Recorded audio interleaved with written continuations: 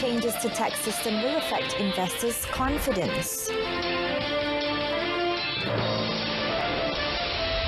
National Disaster Relief Fund to coordinate aid contribution.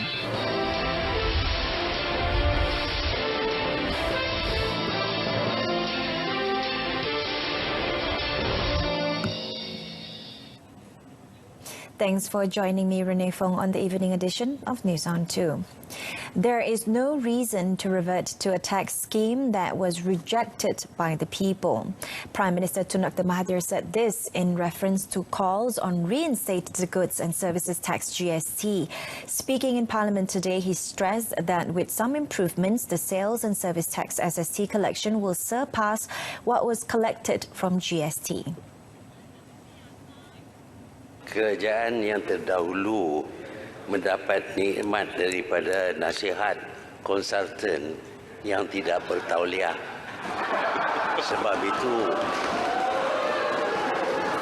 Sebab itu mereka memperkenalkan GST. Memang kita dapati shortfall dalam kutipan cukai di bawah SST.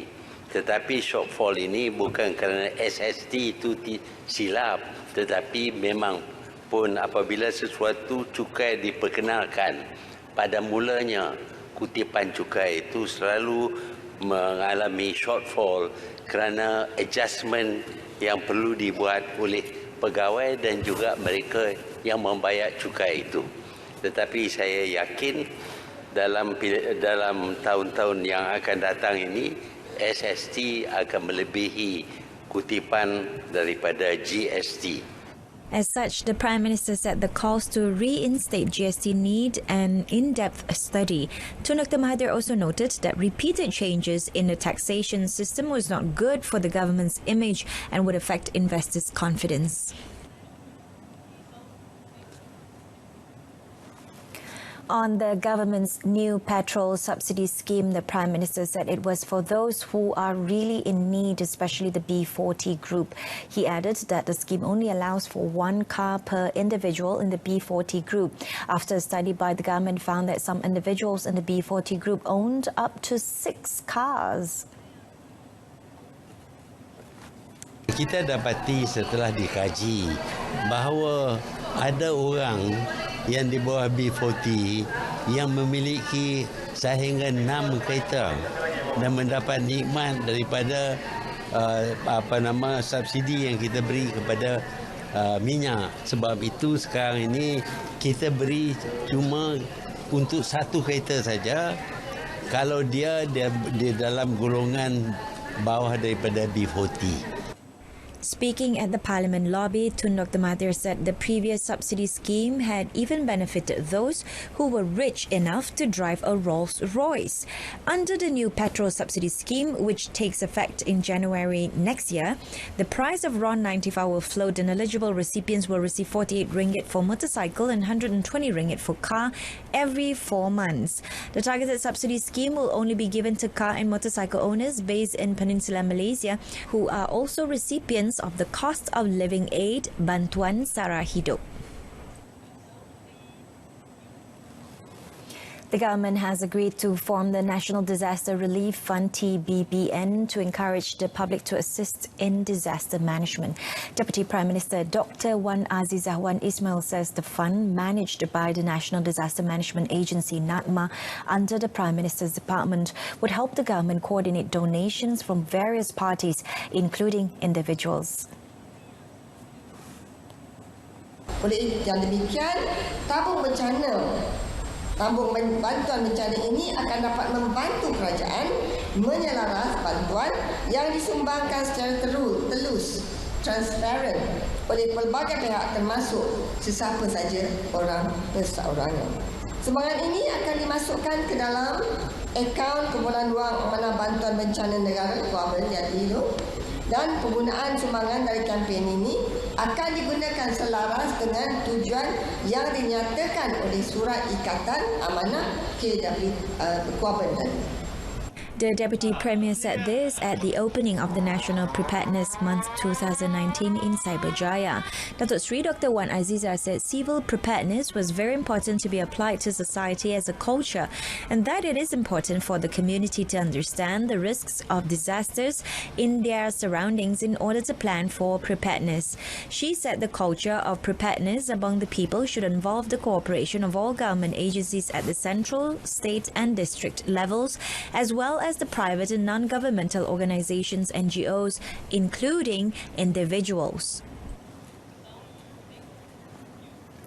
All 28 early voting centres for the Tanjung PI by-election have no history of floods. This was confirmed following advice and suggestions from the relevant bodies, including the Election Commission Officer and the Pontian District Officer, who is also Director in charge of Security, Zulkifli Muhammad Tahir.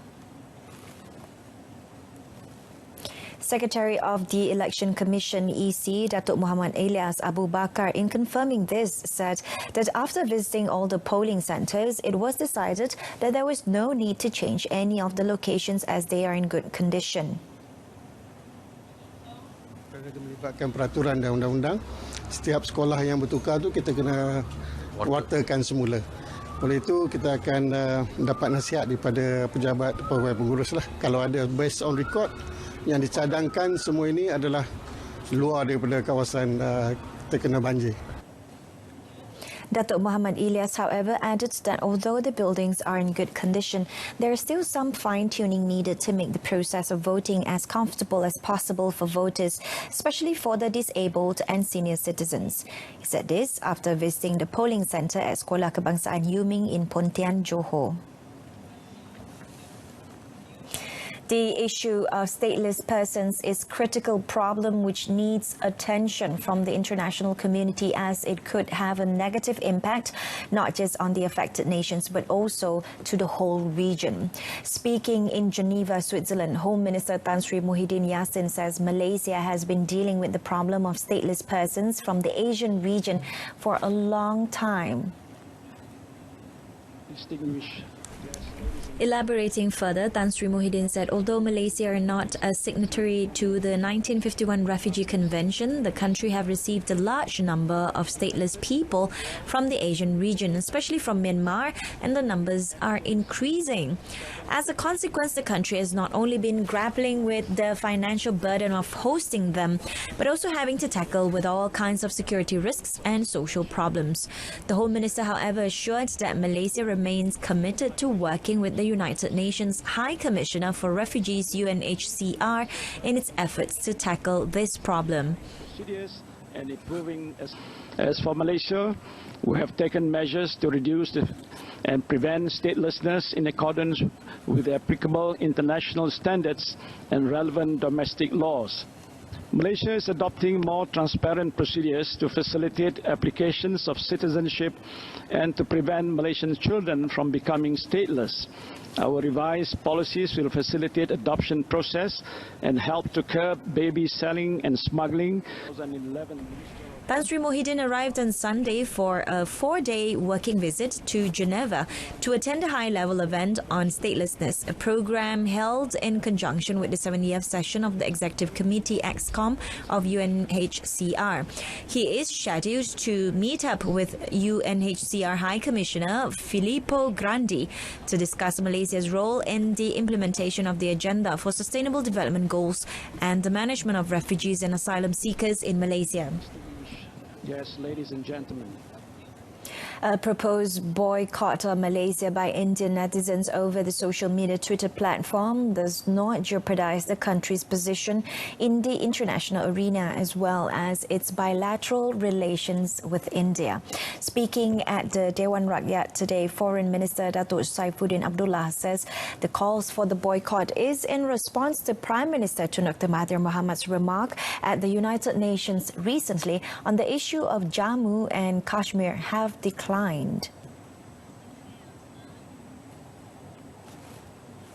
Boycott Malaysia yang sementara kita menjaga kepentingan hubungan bilateral dari segi politik, ekonomi dan sosio-budaya antara Malaysia dan India, tetapi takkanlah kerana hubungan diplomasi perlu dijaga sehingga kita tidak mengambil apa-apa peranan seandainya berlaku sesuatu yang menggugat, sesuatu yang menusuk kalbu. Tun Dr. Mahathir's remark on the Jammu and Kashmir conflict between India and Pakistan drew much response from Indian netizens on Twitter and led to them to proposing the boycott. The Prime Minister had called on the two countries to work together to resolve the conflict. Replying to a supplementary question from Kuala Terengganu MP Ahmad Amzad Mohamad Alias Hashim, Datuk Saifuddin said Malaysia monitors the situation in Jammu and Kashmir closely and expresses its concerns to the relevant leaders. In the case of Kashmir, he said it is a place with which Malaysia has formally no direct access, except by communicating with the two sides to prevent matters from getting more serious.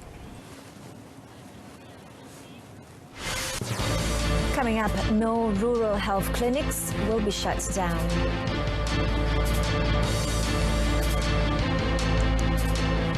You're back with me, Renee Fong. Green Afforestation International Network today signed a memorandum of agreement with 2 cooperatives and a memorandum of understanding with 8 other cooperatives to plant the Revotropix paulownia, a fast-growing multi-purpose hardwood tree, which is a special clone of paulownia that is optimized to grow well in tropical climate.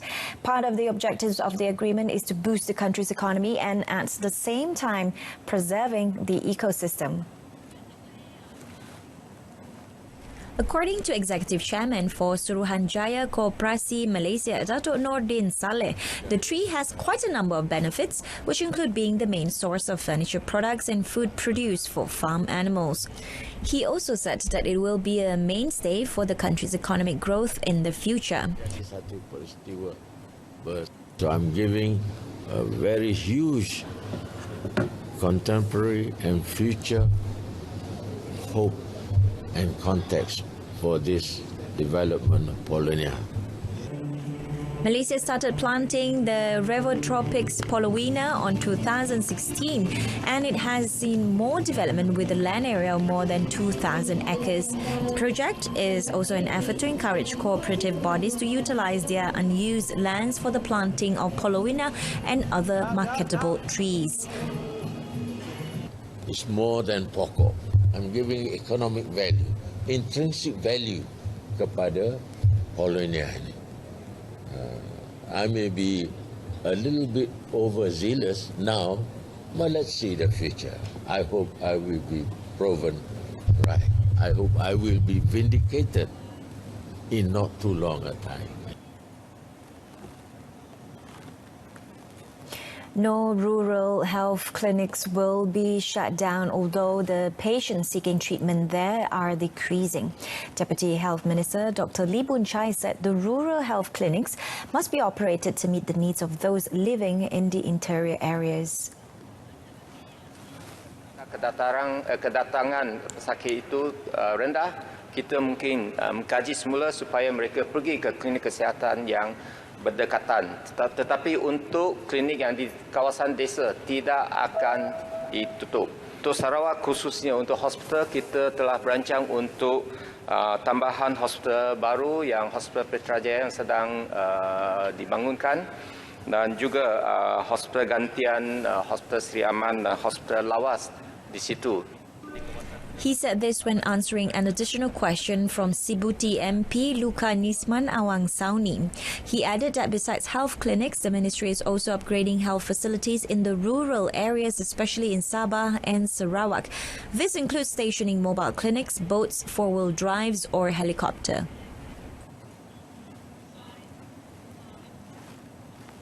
Education Minister Dr. Mazli Malik has urged all students to keep working hard and maintain self-discipline to succeed.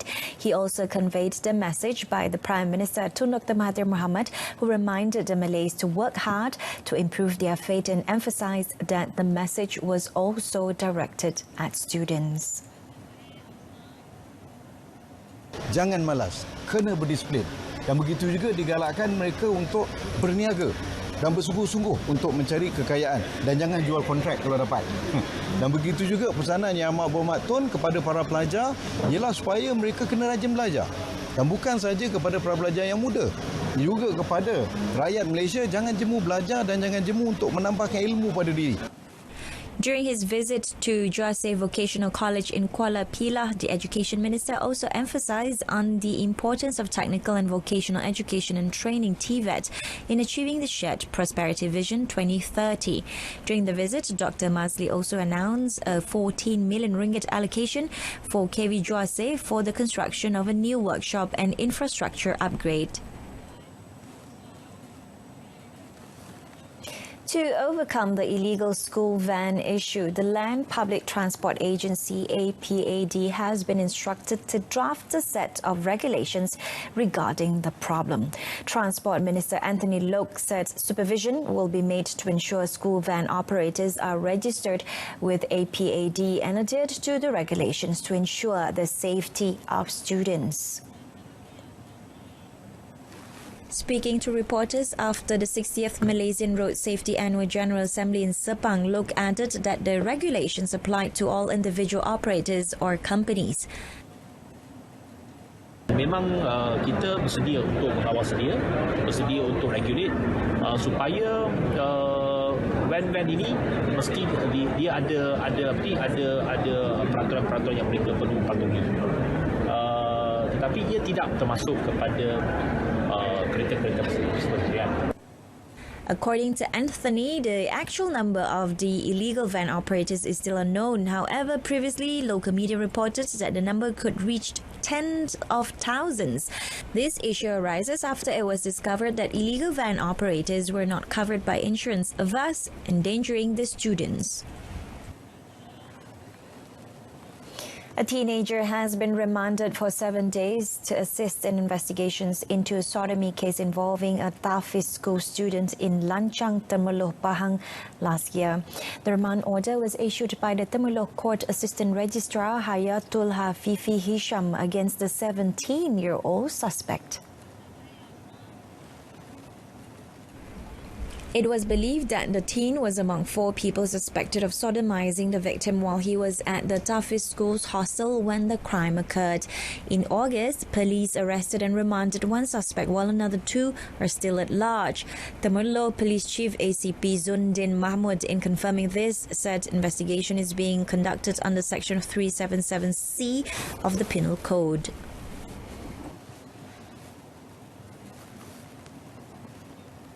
Two siblings were among 57 individuals rounded up for suspicion of involvement in drug addiction. Further inspection revealed that the 23-year-old suspect was still under observation in the federal capital, while her sister is a single mother who was previously admitted to a women's drug rehabilitation center in Bachok, Kelantan. All 57 were detained in an operation dubbed Operasi Rintis, conducted across Kedah. The operation was jointly conducted by the National Anti-Drugs Agency, AADK, with the assistance of the Alor City Council, MBAS. Kota Serta Pokok AADK Chief of Operations, Surya Azlina Sharin, in confirming the arrests, said the operation had focused on 7 hotspots in the state. Of the 61 individuals inspected, 42 tested positive for the drug methamphetamine, while another 15 for morphine. All of them are being held under Section 4, Subsection 1, Subsection A, Akta Penagih Dadah, 1983. A 3-year-old boy was found dead after falling into a sewage hole at the Pasir Putih Police Quarters in Ipoh, Perak. Pasir Putih Fire and Rescue Department Chief Muhammad Fazli Cik Hussein confirmed that they received a distress call about the incident at 8:16 a.m. today before dispatching a team to the scene. According to Muhammad Fazli, the victim, Anas Hadif Ahmad Hafiz, was believed to have fallen into the sewage hole through a manhole inside the compound of the police quarters. He said rescue operation was launched, with the rescuers using pumps to remove the sludge to make it easier for them to extricate the victim from the sewage. The body of the victim was recovered at 9 a.m. before being handed over to the police for further action. Teams competing in the Malaysian League M-League need to obtain a national club license or an Asian Football Confederation AFC license in order to enhance their professionalism. AFC Secretary General Dato' Winsor Paul John said failure to obtain the license would have an impact on the team or club, whether they were relegated to a lower local league or not allowed to compete in any competition organised by AFC if eligible. Commenting further on the matter, Dato' Winsor noted that lack of seriousness among some teams who look down a national club license or the AFC license would be the cause that their country's respective football association did not approve the team's application to compete in the country's major league. He said without a license, the country would just play amateur football.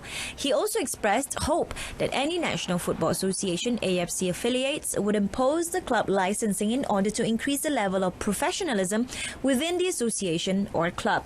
Meanwhile, Dato' Winsor said that the use of national licenses has been accepted among its 47 affiliates, with almost all of them already implementing the rules that compel clubs in their respective countries to obtain such licenses.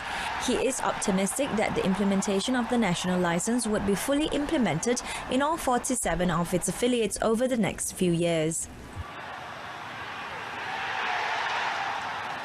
The prestigious Asian cycling tour race Le Tour de Langkawi LTDL will return to Sabah and Sarawak after 23 years in its 25th edition with a new racing status, Professional Series Pro Series, introduced by the International Cycling Union UCI.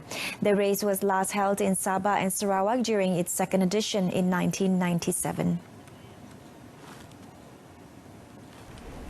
With the inclusion of Sabah and Sarawak, LTDL 2020 would be organised in 10 stages compared to 8 in the previous edition.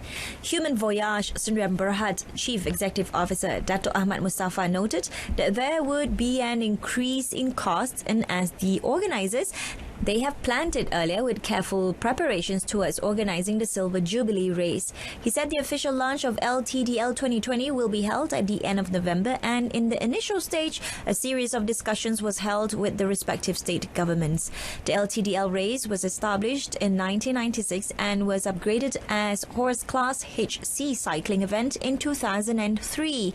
It was demoted when UCI introduced a new cycling category, the Pro Series, to replace the HC category. Among the reasons for the LTDL status being downgraded was because there were no professional teams as well as a lacking in international news coverage. Concludes this evening's News on 2. In our top story, frequent changes to tax system will affect investors' confidence. Join us again at 12:30 tomorrow afternoon for more updates. I'm Renee Fong, wishing you a pleasant evening.